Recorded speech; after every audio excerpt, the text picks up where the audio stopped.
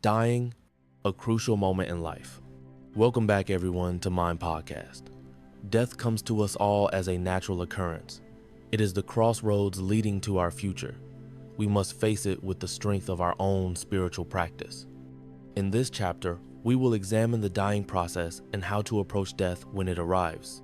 We will also draw on both the intellectual understanding and the experiences of certain Dlogs, those who have died, undergone the dying process, and return to recount their experiences.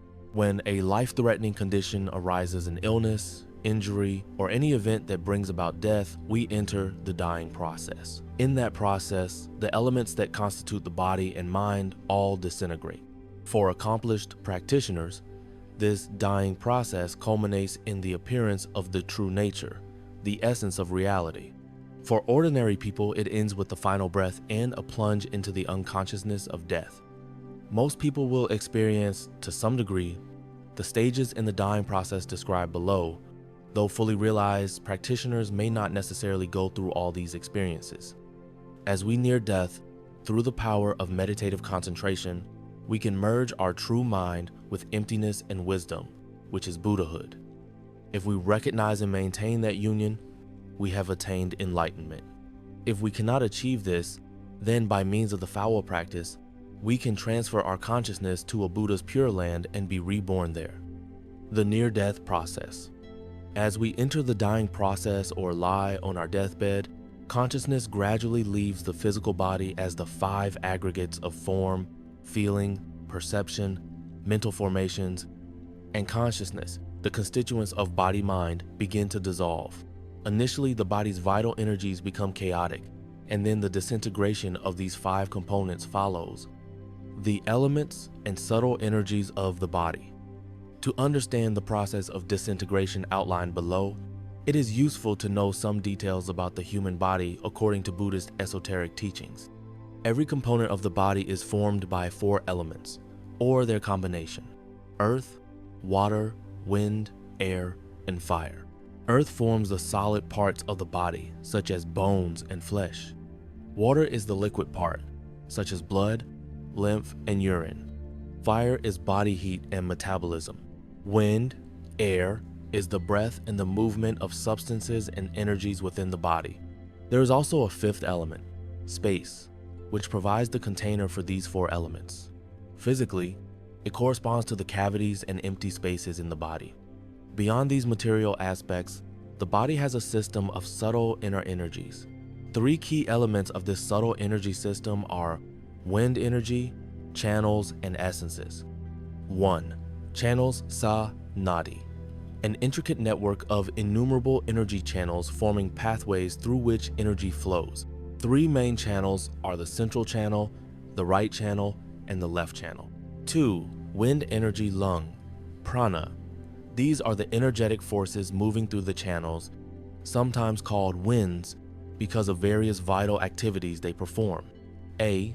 The upward rising wind, assisting speech, vocalization, and swallowing. B. The fire accompanying wind, responsible for the heat of digestion.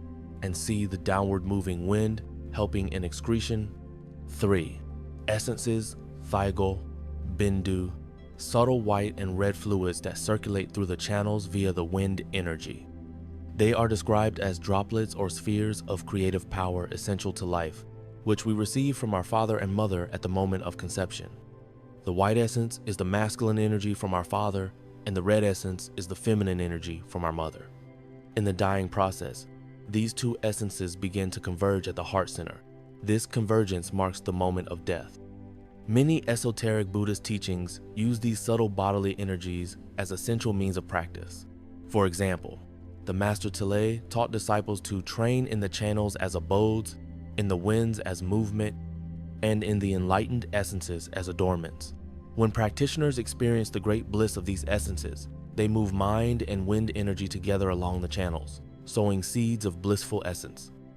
As a result, they bring the mind and wind into the central channel and keep it unwaveringly there.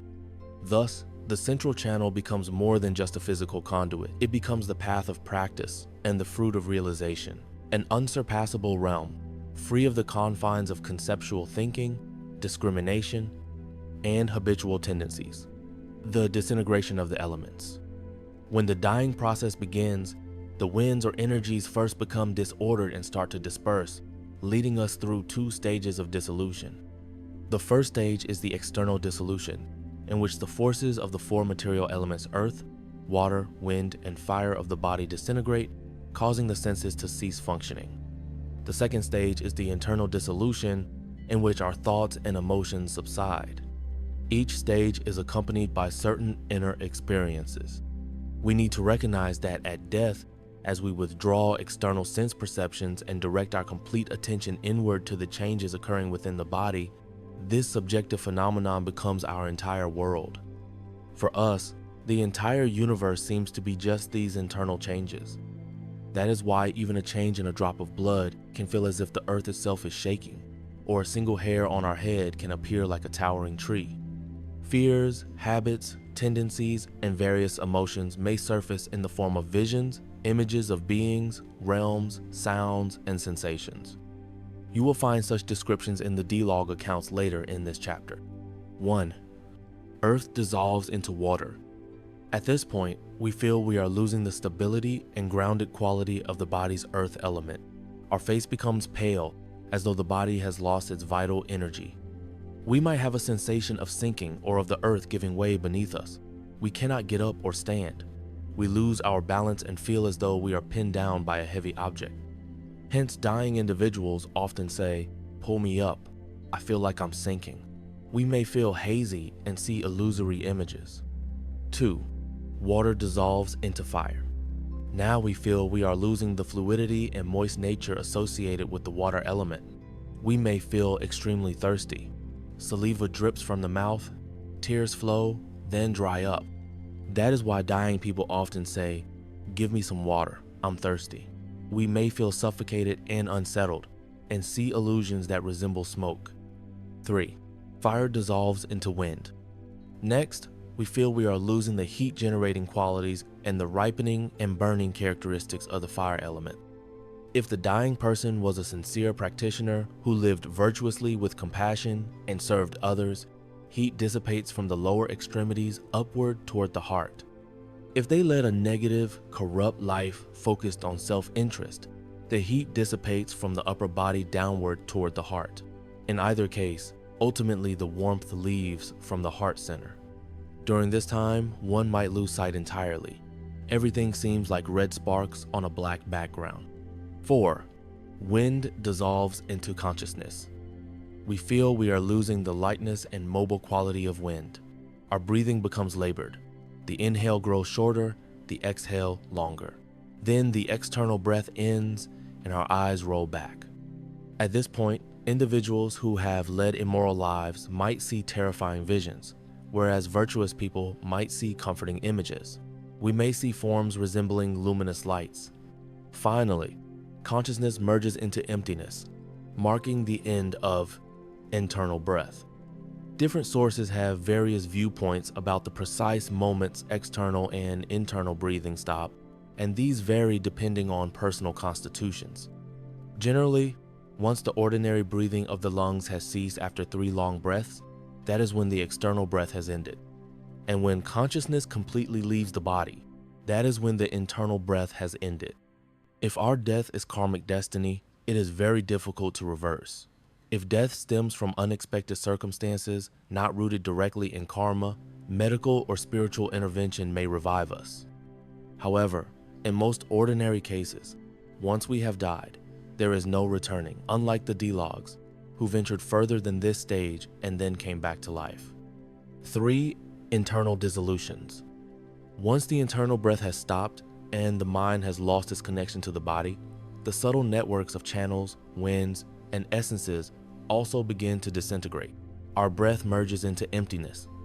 Concurrently, 3 stages of inner dissolution, subtle, subtler, and most subtle take place.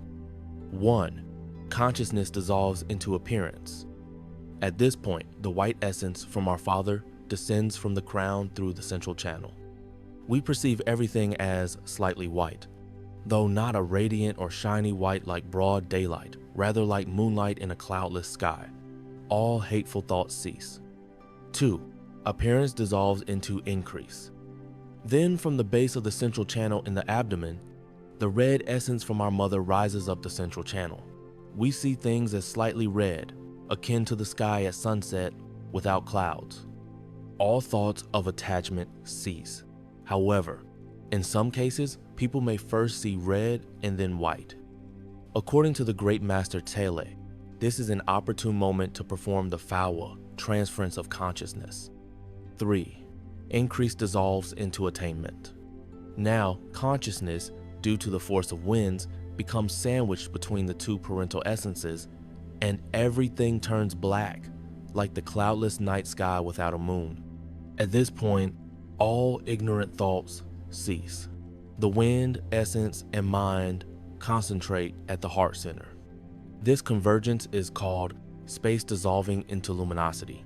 The appearance of the innate luminosity, clear light, follows, leading into the next state, the recognition of the true nature, discussed in the next chapter. After space merges into luminosity, ordinary people typically fall unconscious. However, there are slightly different interpretations of what happens at the moment basic luminosity arises. According to Karma Lingpa, advanced practitioners see the luminosity of the true nature when the body's energies enter the central channel. Ordinary people, though, become unconscious, and only after that do they experience the appearance of the innate luminosity. Jigme Lingpa explains, when the blackness appears, you remain unconscious in emptiness. Then the 8 vital forces manifest again, dissolving your unconsciousness. At that time, the natural radiant clarity of primordial awareness appears, bright and lasting, like the autumn sky rests in emptiness and luminosity, without confusion or obscurations. Kyabje Dujom Rinpoche taught that when the winds dissolve into consciousness, the mind sinks into a prolonged state of unconsciousness. Yet for masters or experienced practitioners, after about 2 minutes, the unconsciousness dissolves into emptiness, and emptiness dissolves into luminosity. It is essential to note that not all dying individuals experience the same stages in the same sequence. Dlog wrote that explanations of the sequence of dissolution are only general guidelines. One cannot definitively say everyone goes through identical steps. Each person's physical and psychological constitution, health condition, negative forces, or accidents leading to death differ. Therefore, dissolutions might unfold in different orders or simultaneously. How long do these experiences last? According to Dlog, the time it takes for both external and internal dissolutions varies. For most people, each experience may last but a moment, and the 3 internal dissolutions in particular may not last more than an instant. What should we do when we are dying? How should ordinary people deal with these stages of dissolution? First, we must try to recognize that we are in the dying process. We should remain as calm as possible during these experiences and not panic. Remember that all appearances and transient experiences are merely reflections of our own mind and emotions. Like a dream, we should avoid clinging to them, feeling discomforted, or fearing them. Instead, regard everything as part of our spiritual path. Rest quietly and let every situation come and go. We should remind ourselves to use the spiritual approaches or meditative practices we are most familiar with. Familiar methods are more effective and easier to apply. Recall your sources of blessing, such as the Buddhas, teachers, wholesome objects of mind, teachings, or meditative experiences. Use these memories and experiences as spiritual support. Remember your personal methods of practice, all your spiritual experiences, and your existing spiritual power. Then merge with them. Feel that the Buddhas, teachers, and deities are always with you, protecting and guiding you. Let their peaceful, empty, and powerful light of joy flow into you, completely transforming your physical body into a rainbow-like body of light that radiates bliss and strength. Then remain in that state of spiritual being throughout the dying process. We must continuously remind ourselves, I must remain in my meditative experience. This helps to truly remember our training, even amid the difficulties of dying. If we do so, the dying process will be less distressing and will lead us to a pure land or a peaceful, wholesome rebirth. If we have realized our true mind in life, we must try to stay aware of this true nature. Whatever happens, strive to see all phenomena as manifestations of our own true nature, rather than chasing after and clinging to thoughts and experiences with attachment or aversion. If we have recognized the mind's true essence and are accustomed to its luminosity, now is the time to rest in that realization. This is also the time for practitioners to remind us of the experiences we are undergoing. Longchen Rabjam advised, during the dying process, the elements of the body dissolve. You may see hazy, distorted visions. Then the earth, water, wind, fire, and space of the body disintegrate, and the 5 senses cease functioning. At that moment, remind yourself, I am dying, but there is no need to worry. Next, contemplate, what is death? Who is dying? Where is death? Death is but a sign that the 4 elements we borrowed are being returned. The true essence is neither born nor dies. In its pure state, death is the fusion of emptiness with the natural state of the Dharmakaya, the supreme body of reality. Reflect, what is death? Who is dying? Where is death? Since death does not exist anywhere, it is ultimately unreal. Be strong and confident in this. Jigme Lingpa wrote that the best approach while dying is to rest in the true nature. The second best is transferring consciousness to a pure land.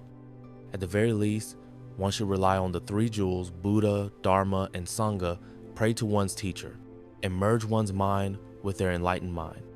Guru Rinpoche, Padmasambhava, advised us to practice diligently, pray sincerely, without clinging to anything at death, recall the teachings, and meditate merging our unborn true essence with emptiness. When death is near, let go of any attachment, hold fast to the clear, unwavering teachings, and transfer the unborn true essence to the empty state. Such instructions from the great masters on dying and death are crucial points to remember and apply not just in the dying process, but throughout the 4 transitions, bardos of existence, including this present life. The Dlog's experiences of dying. To illustrate what happens when crossing death's threshold, I summarize 11 accounts of Dlogs. Of course, these are personal stories. Remember that experiences may differ due to variations in mental dispositions, physical conditions, karmic causes, cultural backgrounds, habitual tendencies, and particular circumstances at death. As mentioned, these Dlogs were devout practitioners, many of them accomplished masters. They returned to life because they still had tasks left to fulfill. Part of what they experienced may differ from what you or I might encounter, yet there may be parallels for those with similar cultural and spiritual backgrounds. We will revisit many of these Dlogs in chapters 3 and 5 to explore their post-death journeys further, including how they entered the path of the true nature and the bardo. For now, we focus on their descriptions of the dying process. 1. The disintegration of energies. Karma Wangdren's experience. Karma Wangdren was dead for 7 days. Born in Lotrog, southern Tibet, she was learned and devout. Her husband was Dapai Drung, the headman of Oktra village. She went to Trafu Monastery to study with Lama Norbu Trashi and saw visions of White Tara as well as Guru Rinpoche. Karma spent a year in retreat, praying and meditating. One day, she suddenly fell ill, lost her appetite, and did not recognize those close to her. The next day, a friend wept and said to her, "Sister, your eyes are sunken. Your nose has collapsed, signs of approaching death. Should I call your husband?" Karma silently thought, "If I can't endure such a small illness, what good is my practice?" She told her friend, "Let's wait until tomorrow." But that very afternoon, she felt cold, terribly thirsty, yet any water she drank would come out of her nose. Signs of the disintegration of the 4 elements appeared. She felt as if her body were sinking, though friends tried to lift her up. That signaled the earth element dissolving. Her mouth and nostrils dried up, yet she could not drink water. That indicated loss of the water element. She trembled with cold despite being covered in thick blankets, showing that body heat, fire, was dissipating. She gasped for breath, though air was scarce, wind element dissolving. As her sight dimmed, she no longer recognized the world around her. As hearing faded, she could not make out what people were saying. With lost muscle control, she could not utter a single word. She had nearly severed her connection to this world and was ready to embark alone toward the next realm. Throughout these events, Karma's mind stayed bright. like a fish in clear water. She remembered her loved ones but realized they could no longer help. She felt she had not attained any great spiritual accomplishments, recalling all the negative deeds in her life, which made her inwardly weep. Then suddenly there was a loud sound. Her final breath stopped completely. She sank into darkness like a candle suddenly blown out. All of her mental strength drew into her heart, and she fell into unconsciousness. Karma did not know if she was still alive or already dead. 2. Please create merits for me. The experience of Lingza Choki. Lingza Choki, from Kham in eastern Tibet, had been gravely ill for 16 days, and no ritual or remedy could cure her. She thought, I will not survive. When I was young, I wanted to become a nun, but my family prevented it. Although I learned some teachings, I had only a little meditative experience because I barely practiced. I also did little charity. Alas, I have squandered this precious human life, which is so rare and full of opportunities for liberation. Now I am leaving the world empty-handed. She continued worrying. Every year, my family killed 2 or 3 dozen cattle and sheep. Knowing that killing is among the 10 major Buddhist precepts to avoid, and that such negative karma leads to hellish suffering, she was alarmed. She also thought, no one here is performing any prayers to save me. This means I will face these negative consequences without a shield of merit or virtuous karma. My husband and children only love possessions. They are stingy and have little faith. Still, I must ask if they intend to perform any rituals for me. Lingza called her family to her bedside and said to her husband, I won't recover from this illness.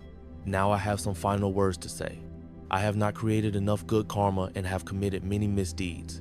Please use 1/3 of our wealth to generate merit on my behalf.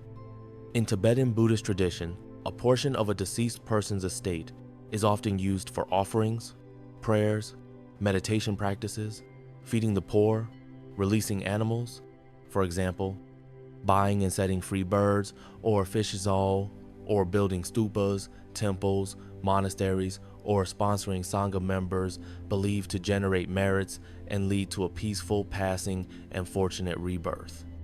Lingza continued, half my jewelry can go to our daughter and the remaining half to good causes.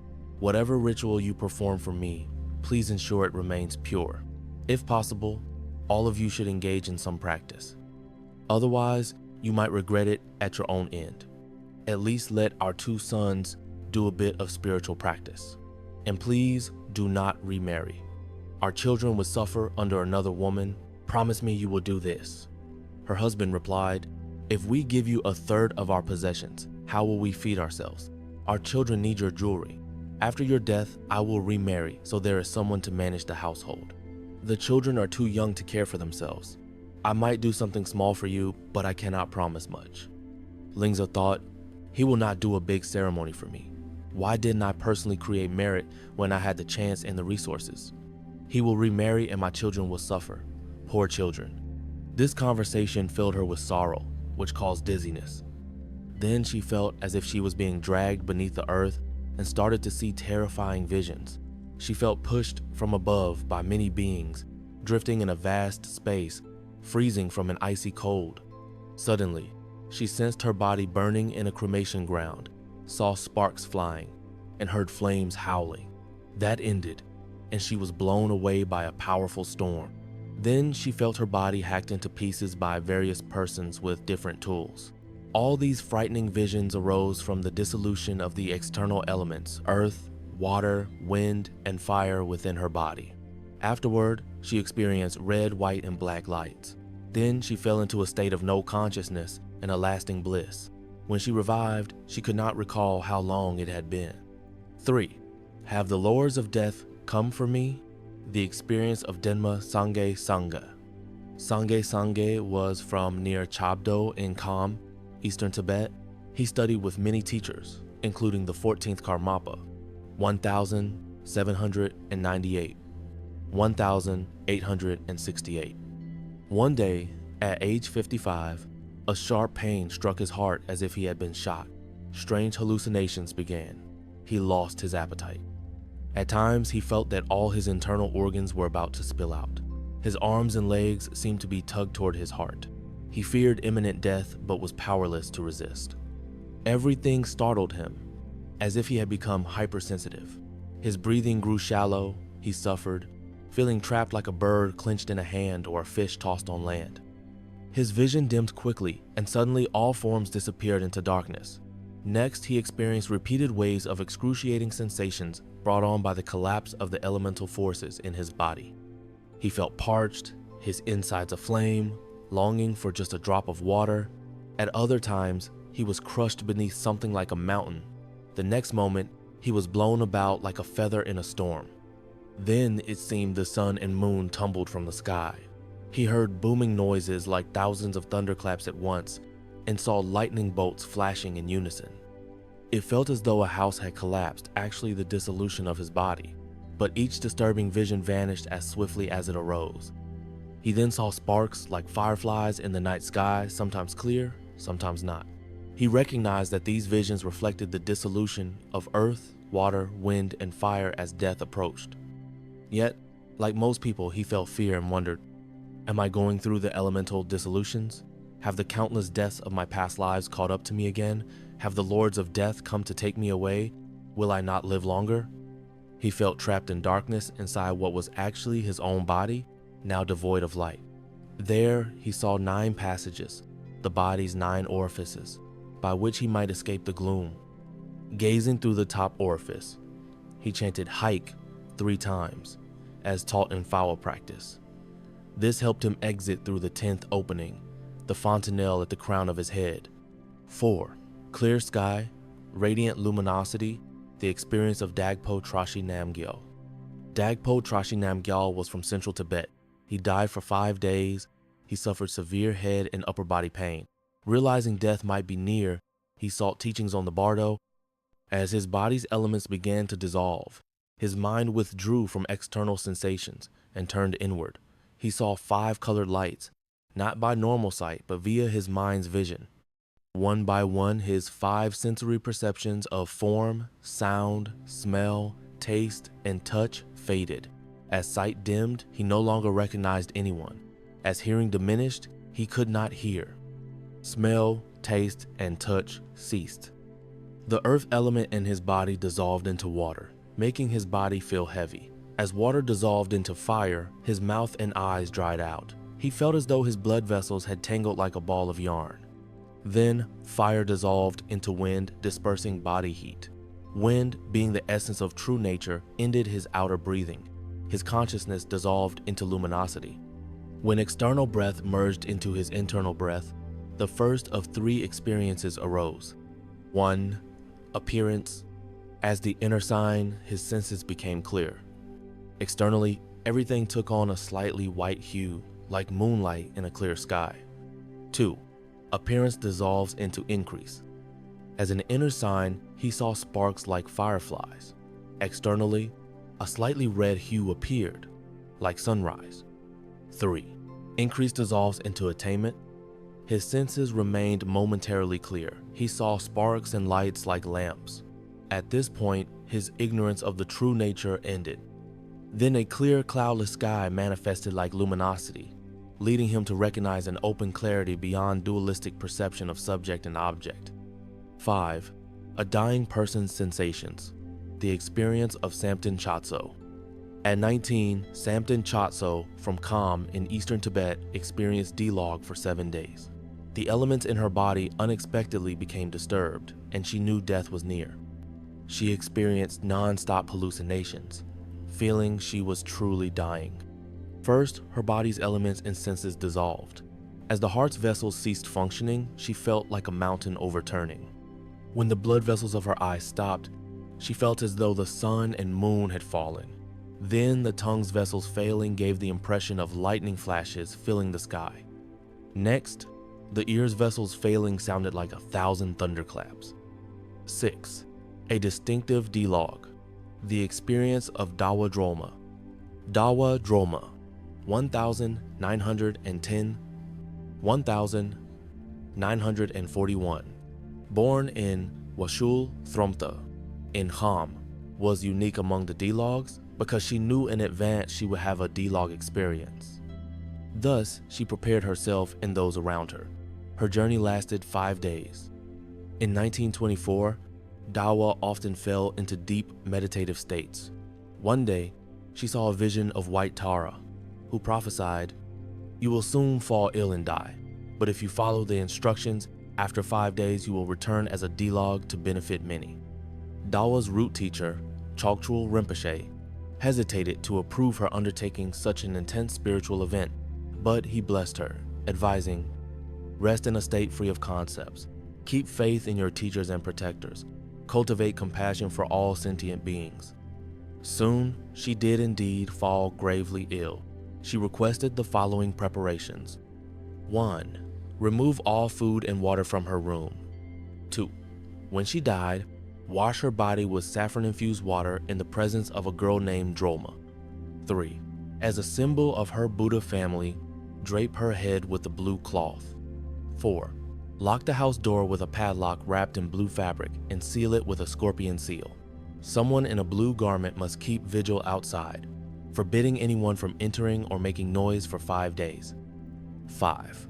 When she revived, she would need a garment made of cloth, not animal skin, and blessed water to rinse her mouth. She also requested the lamas to perform certain rituals, including the Yumka practice on the female Buddha, and prayers to the 5 dakinis of longevity and Guru Rinpoche. The group completed the Yumka offering on the 15th day of the Tibetan month. The lamas reminded her again, "Maintain the unwavering state free of concepts. Let your mind settle in its natural condition, for your mind will spontaneously do so at death." When the time came, Dawa remained in a serene state of natural awareness. She experienced emptiness, in great bliss utter clarity, untainted, free from all discursive thoughts. She did not slip into a blank emptiness, into the net of bliss, luminosity, or concept. Rather, she rested in the vastness of the natural mind. Though in another realm of consciousness, she could still hear sounds around her. On the morning of the 26th, she clearly saw White Tara, her Yidam deity, in a brilliant mass of light. From Guru Rinpoche's Pure Land, a rainbow of 5-colored light streamed into her room. Within that light, 4 dakinis in splendid attire and ornaments appeared, seemingly her entourage. They placed her on a palanquin draped in multicolored silk. Together they recited Guru Rinpoche's 7-line prayer and mantra with profound devotion. Dawa saw all this in her visionary state. 7. Consciousness traveling freely. The experience of Gyalwa Yungtrung. Gyalwa Yungtrung from Kham, Eastern Tibet, was a Bon practitioner, Tibet's indigenous spiritual tradition. At 49, his mother died. He invited many lamas to perform a 49-day ritual for her, a traditional time period in which the deceased typically remains in the bardo. Distraught over his mother's death, he constantly reflected on her kindness day and night. One day, while meditating on his own mind, he glimpsed its unborn nature and spontaneously realized the emptiness of both the world and the body. He felt his consciousness could go anywhere without hindrance, wishing to connect with his mother's consciousness wherever she might be. Suddenly, he felt himself leaving his body. Gyalwa experienced further visions detailed in Chapter 5. He did not describe undergoing the disintegration of the elements. His account once again shows that individuals died differently. 8. True nature. The experience of Sofu Dorlo. Sofu Dorlo, actual name Dorje Doodle of Crozer, was called Sofu Dorlo by many. A highly realized master, he had a Dlog experience at Pema Sheltrag Monastery in Nyarong, Eastern Tibet. In 1923, at age 61, he suddenly fell ill, and it seemed hopeless for him to recover. To ease his disciples' sorrow, he offered them last teachings, assuring them he would return in his next life. In a vision, his root teacher, Zhengkyong Rinpoche, blessed him, saying, "It is not yet time for you to enter a pure land. You must go to liberate beings in hell." The Lama gave him a large handheld prayer wheel to take along. On the evening of the 4th day, signs of death appeared. Dorlo strove to hold his mind in the clear and stable realization taught by his masters. Above all, he sought to merge his mind with the enlightened mind of his Lama, unwaveringly abiding in that unity. For a time, he dwelled in his own true nature, the boundless, unchanging state of emptiness and luminous awareness. Before long, his bodily elements began dissolving. Earth dissolves.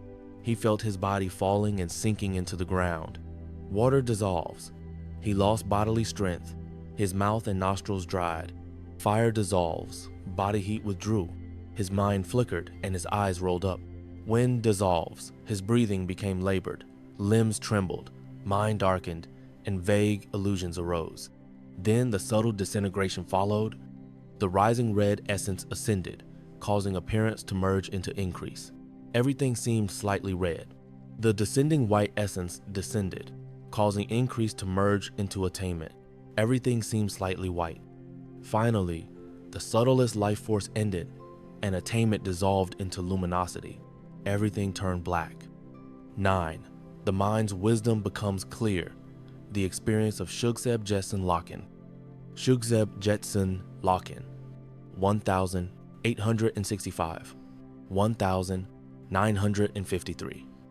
Also called Jetson Rigzin Chanyi Zangmo, was among the greatest Tibetan nuns of the 20th century. Born in India, she practiced in Tibet and spent her later years in Shugseb near Kangri Thokar, the monastery of Dzogchen master Longchen Rabjam, 14th century.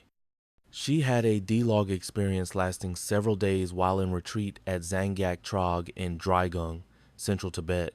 She had already attained extraordinary meditative powers, able to walk through walls, turn invisible, or travel anywhere by thought. She often saw deities invisible to most. One day her winds entered her central channel, causing her to make unusual sounds and movements. Suddenly, she collapsed, motionless. People assumed she was dead and wept. They discussed funeral plans, but her mother noticed a faint life color in her cheeks and slight warmth at her heart, like that of a small bird. Because of Jetson's unusual abilities, they concluded she might still be alive, so they prepared offerings. In truth, though her body could not move, her wisdom mind glowed far brighter than ever. She heard everything said around her. 10. The dark demon disappears. The experience of Tagla Konchal Gyaltsen. Tagla Konchal Gyaltsen, 1856, 1946, was born in the Ma Valley Golok region of eastern Tibet in the Akyong Ponmotsang clan. A famed master, he had a Dlog episode at age 88 in 1932. He was staying in the Ma Valley under the sacred guardianship of Mount Amni Machen. One day, he became deathly ill, hovering between life and death. Suddenly, he saw multicolored clouds in the sky before him. Seated among them, Guru Rinpoche, surrounded by protectors, some peaceful, some wrathful, and lineage masters. He heard Avalokiteshvara, the Buddha of compassion, say, "Don't be distracted, focus here. Recite Om Mani Padme Hung with unwavering devotion. You are about to experience the bardo." From the southern direction, on white clouds, a white guardian deity appeared, youthful, wearing white silk, hair tied in a top knot, carrying a white silk bag over one shoulder and a conch shell die on the belt, part of a divination tool. Then, riding a whirlwind, a black demon arrived, with black skin, wearing a dark cloak and disheveled hair, carrying a black bag and a charcoal dye at his waist. The white guardian said, "I am the guardian of virtuous beings, coming from the palace of the Lord of Death to escort you. Do you have confidence in your ability to face the bardo?" Filled with faith, Tagla recounted his years of meditative experience, realization, prayers, and good deeds for others, expressing joy in entering the bardo to meet the Lord of Death. Then Tagla prayed to the three jewels, the Buddhas and his lamas, to protect him. As he did so, the entire sky filled with the Buddhas and teachers chanting the 6-syllable mantra in a wondrous melodic chorus resounding through space. His root teacher, Pema Deshin Zangpo, gave him instructions on the next stage, saying, "Now go. Your white guardian, the manifestation of your virtue, will guide you." Tagla saw a rainbow-like path extending westward toward the pure land of Amitabha.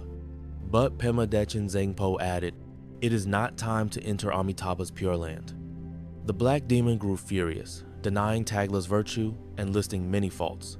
He threatened Tagla with a horrific path ahead in the bardo. At that moment, envoys from the Lord of Death's court, AWA, Bullhead, snake head, and monkey face appeared. Tagla was initially frightened but quickly regained composure, proclaiming, "Black demon, I reject your accusations. My good karma stands. I have no reason to fear your threats. Now be silent." With that, the demon vanished in a whirlwind. In a flash, Tagla saw his own body lying lifeless on the bed, surrounded by weeping friends. He felt sorrow. There is no way I can return to that life. But the white guardian said, "You will only be dead briefly, then you will revive." Then Tagla, guided by the white guardian, began his passage through the bardo. 11. Don't panic. The experience of Changchub Senjay. Changchub was born in a place called Lo Gyalwa. His father was from Kham, and Tagla called him Nyag Trug, so perhaps he lived in Nyag Rung, Kham. Changchub fell ill, unable to leave his bed for water. Suddenly, he felt himself floating in space. His house seemed to collapse. The roots of every hair on his body felt stabbed by sharp objects. Mountains and buildings toppled onto him. A great river swept him away. He was burned in a volcanic eruption, battered by storms, scorched by thousands of suns, and deafened by thunderous roars. Each instance felt like it lasted 1,000 years. All were signs of the external elements dissolving and the cessation of his internal breath. After the internal breath ended, 5 lights arose. Suddenly, he saw a brilliance like sunrise at midnight. Mind shone bright like a lamp flickering in a storm. He could glimpse past and future lives. But as soon as clinging to external objects reappeared, he felt crushed by a heavy rock. A thought came, I must enter a palace. At once, everything turned red, frightening him as though he might be injured. Then, from that red light, 2 columns of 5-colored light emerged. One above, brilliant and dynamic, and one below, dim. At this juncture, Changchub received a crucial instruction. Fear not the bright upper light, it is the radiance of the 5 primordial wisdoms. The dull lower light is the radiance of the 5 poisons. Don't be swayed by the lower light. Changchub's account is valuable for guidance on how to aid a dying person, reminding them of their practice. He taught that when 2 lights appear, advanced practitioners rest in meditation, and ordinary practitioners do fawa. If the eyes roll up and external breathing ends, it is time for those attending the dying to call the person's name, gently cut a small tuft of hair on the crown, and keep away wailing loved ones. He offered specific prompts for the dissolving stages. You may sense the house collapsing. It's just the external breath ending. Don't panic. You may feel each hair root stabbed by needles. It's the blood vessels shutting down. Don't be afraid. If your skin turns yellow, you may feel walls caving in. It's the earth element merging with external earth. Remain calm. If your skin turns red, you may feel you are being burned on a fiery mountain. It's the fire element merging with external fire. Do not fear. If your skin turns white, you may feel a great river carrying you away. It's water merging with external water. Don't be alarmed. If your skin turns green, you may feel buffeted by a storm. It's wind merging with external wind. Don't panic. If your complexion turns azure blue, you may feel you are sinking in an ocean. It's the inner elements merging with space. Don't be frightened. Changchub's narration uniquely illustrates going back and forth between the dissolution experience and glimpsing the true nature, as well as the initial bardo stage. Commonly, one completes the dissolutions, then experiences a flash of the true luminous essence, then enters the bardo. However, in his case, even after glimpsing the luminous essence, he again underwent dissolution.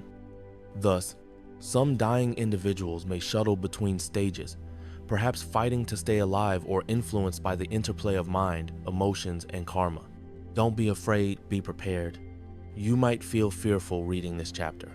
A Tibetan woman once told her Lama, "When I hear about the good rebirths from virtuous deeds, I hope for liberation even for someone like me. But when I hear of the suffering caused by misdeeds, I doubt liberation even for someone like you. Fear alone does not help us, but caution is necessary before it's too late." The blessing of karma is that we can always choose to improve. If we have not lived righteously, we can redirect our life toward virtue. If we already follow the right path, We can strengthen our diligence. We can take charge of our destiny. There are countless methods of practice, and many compassionate deities are ready to assist our liberation.